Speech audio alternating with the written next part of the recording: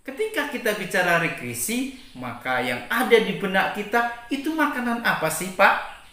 Itu makanan yang seperti apa? Maka regresi itu merupakan sebuah proses analisis yang dilakukan oleh seorang peneliti guna untuk meramalkan, memfokuskan jenis-jenis regresi linear. Secara umum, regresi linear terdiri dari dua, yaitu regresi linear sederhana, yaitu dengan satu buah variabel bebas dan satu buah variabel terikat. Dan yang kedua, regresi linear berganda. Mungkinkah ini pertanda aku jatuh cinta? Assalamualaikum warahmatullahi wabarakatuh. Mekanik channel DR Gosi MPD TV.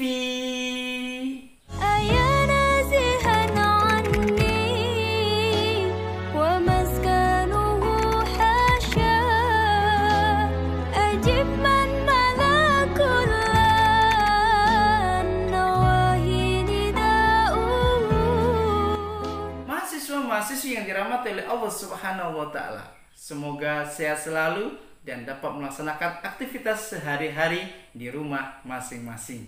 Itu kita akan membahas tentang regresi di dalam mata kuliah statistik pendidikan dan sekaligus join dan kolaborasi dengan seorang mahasiswi untuk menyampaikan tugas kuliahnya.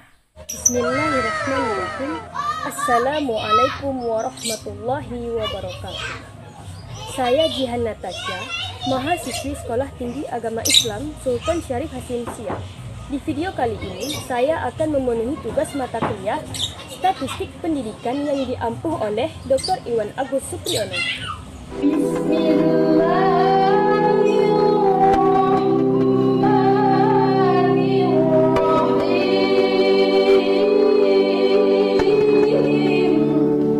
Curahkanlah di hati kami asma-Mu, ya Rahman, ya Rahim, agar anak-anak, para mahasiswa kami, wabil khusus ya Allah, mahasiswa STAI Sultan Syarif Hasanuddin, para wisudawan-wisudawati hari ini ya Rabbal Alamin, mendapatkan rasa kasih dan sayang-Mu selalu ya Rabbal Alamin.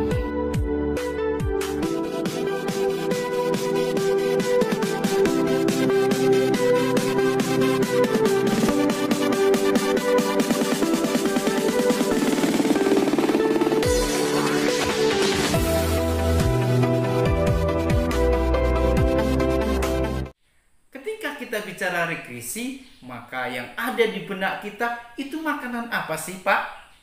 Itu makanan yang seperti apa? Maka regresi itu merupakan sebuah proses analisis yang dilakukan oleh seorang peneliti guna untuk meramalkan, memfokuskan, menaksirkan dugaan-dugaan di dalam sebuah penelitian. Maka regresi ini biasanya masuk ke dalam bab 4 di dalam penulisan skripsi. Maka seorang peneliti akan mengetahui, akan meramalkan, akan menaksirkan antara variabel X dengan variabel Y ada tidak hubungannya. Seberapa besar hubungannya? Apakah tinggi? Apakah sedang? Apakah kurang? Bahkan tidak ada hubungannya sama sekali. Inilah letaknya regresi di dalam sebuah penelitian yang analisisnya statistik pendidikan. Itu lebih jelasnya kita dengarkan mahasiswi kami yang akan menyampaikan tentang presentasi tugas kuliahnya berikut ini. Saya akan menjelaskan materi pada bab 10, yaitu tentang analisis regresi. Regresi merupakan salah satu analisis yang bertujuan untuk mengetahui pengaruh suatu variabel terhadap variabel lain. Dalam analisis regresi, variabel yang mempengaruhi disebut independen variabel atau variabel bebas, dan variabel yang dipengaruhi disebut dependen variabel atau variabel terikat.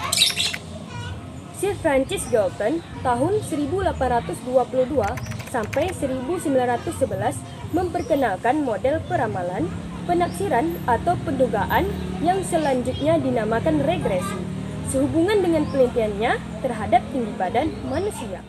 Penelitian tersebut membandingkan antara tinggi anak laki-laki dan tinggi badan ayahnya. Lawton menunjukkan bahwa tinggi badan anak laki-laki dari ayah yang tinggi setelah beberapa generasi cenderung mundur mendekati nilai yang tengah populasi. Dengan kata lain, anak laki-laki dari ayah yang badannya sangat tinggi cenderung lebih pendek daripada ayahnya. Sedangkan anak laki-laki dari ayah yang badannya sangat pendek cenderung lebih tinggi dari ayahnya. Selanjutnya, regresi linear. Regresi linear adalah alat statistik yang dipergunakan untuk mengetahui pengaruh antara satu atau beberapa variabel terhadap satu buah variabel. Variabel yang mempengaruhi sering disebut variabel bebas, variabel independen atau variabel penjelas. Variabel yang dipengaruhi sering disebut dengan variabel terikat atau variabel dependen. Kemudian, regresi sederhana. Regresi sederhana adalah bentuk regresi dengan model yang bertujuan untuk mempelajari hubungan antara dua variabel, yakni variabel independen atau bebas dan variabel dependen atau terikat. Menurut kelaziman dalam ilmu statistika, ada dua macam hubungan antara dua variabel yang relatif sering digunakan, yakni bentuk hubungan dan keterkaitan hubungan. Bentuk hubungan bisa diketahui melalui analisis regresi, sedangkan keeratan hubungan dapat diketahui dengan analisis korelasi. Berkaitan dengan analisis regresi ini, setidaknya ada 4 kegiatan yang lazim dilaksanakan, yaitu 1. Mengadakan estimasi terhadap parameter berdasarkan data empiris. Kedua, menguji berapa besar variasi variabel dependen dapat diterangkan oleh variasi independen. Yang ketiga, menguji apakah estimasi parameter tersebut signifikan atau tidak. Dan yang terakhir, keempat, melihat apakah tanda magnitude dari estimasi parameter cocok dengan teori. Hubungan antar variabel dapat berupa hubungan linear atau hubungan tidak linear. Misalnya, berat badan orang dewasa sampai pada tahap tertentu bergantung pada tinggi badan, keliling lingkaran bergantung pada diameternya, dan tekanan gas bergantung pada suhu dan volumenya. Atau dalam ilmu pemasaran, nilai penjualan akan bergantung pada biaya promosi.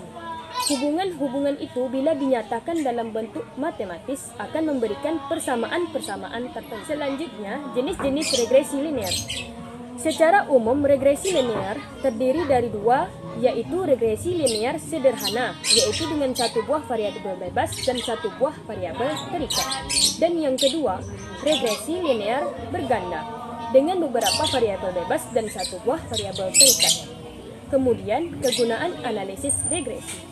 Analisis regresi adalah distribusi dalam statistika adalah salah satu metode untuk menentukan hubungan sebab akibat antara satu variabel dengan variabel lainnya.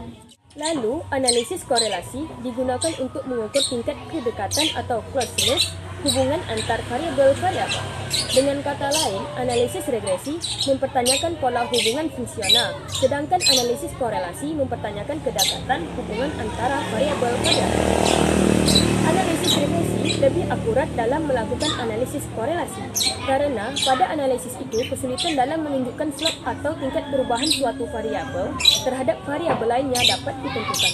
Dengan demikian, melalui analisis regresi, peramalan nilai variabel terikat pada nilai variabel bebas lebih akurat.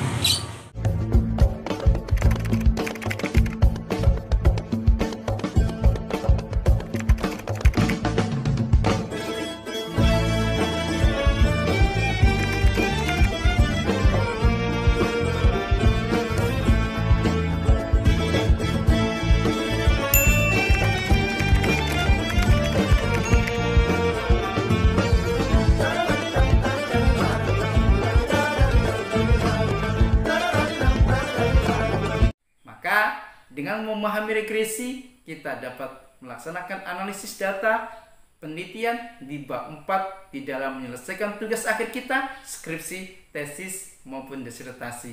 Bila ada pertanyaan, kita diskusi di kolom komentar.